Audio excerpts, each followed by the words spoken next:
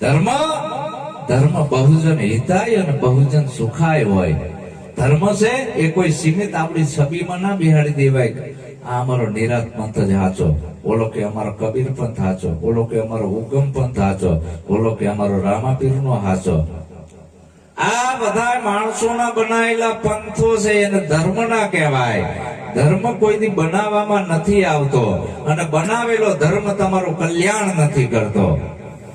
તો હું કોઈ ધર્મની સ્થાપના કરવા નથી આવ્યો, કોઈ નવો ધર્મ બનાવવા નથી આવ્યો, કોઈ ફાઉન્ડેશન બનાવવા નથી આવ્યો.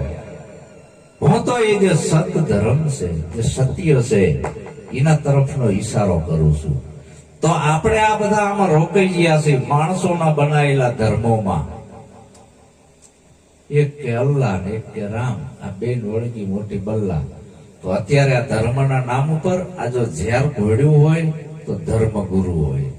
તો આ જે ધર્મ એવો છે સ્વધર્મ, એ ધર્મ વ્યાપક છે. એ ધર્મ બધાને લાગુ પડે. તમારું જ્ઞાન એવું હોવું જોઈએ, બધાને લાગુ પડવું જોઈએ, વ્યાપક હોવું જોઈએ.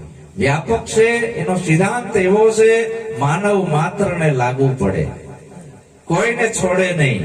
આ શિયાળો છે, શિયાળાની ઠંડી બધાને લાગે, ભગત ને લાગે ને ગુંડા ને લાગે ને ગુરુ ને લાગે, કોઈને છોડે નહીં. વ્યાપક છે. પાણી વ્યાપક છે, બધાને એની જરૂર પડે. પવન બધાને એની જરૂર પડે. આ બ્રહ્માંડમાં કેવડો મોટો વાવડો ફૂંકાઈ રહ્યો છે. કોઈ એમ કે હું પવનને નહીં માનું તો હાલે, મરી જાય. આ વનસ્પતિ 18-12 એને માનવી પડશે, વ્યાપક છે, આપણાને જીવાડે છે. સૂર્ય છે એ બધાને માનવો પડશે, આપણાને જીવાડે છે. સૂર્ય ના હોય તો આપણે જીવી ના એકવી. તો આવો જે વ્યાપક છે એ વ્યાપકતાનું જે જ્ઞાન આપે છે એને સદગુરુ કીધા. અને જે પંથનું જ્ઞાન આપે છે એને ધર્મગુરુ કીધા. તો એ પંથમાં કેવું હોય છે ખબર છે? આચાર્યના ઉભાટીલા હોય છે, ખબર પડી જાય કે આચાર્ય છે. મહાદેવની આડ હોય, સ્વામિનારાયણના સાંડલા હોય અને વૈષ્ણવની ફાયડ હોય.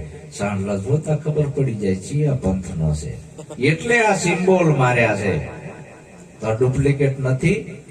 આપણા વિજ્ઞાન યુગમાં નવી પેઢીને જગાડવા પીકે પિક્ચર આવ્યું હતું. દવાખાના બોલો કે કોણ સટ કંપની કા ઠપ્પા હે, ડોક્ટર ભડક્યો કારું. આ શું છે ને, આપણાને કોકે ધંધે લગાડી દીધા છે. તો આ વાડા વિખાણા મારા ધર્મ અને પંથના મટા વિવાદ મારા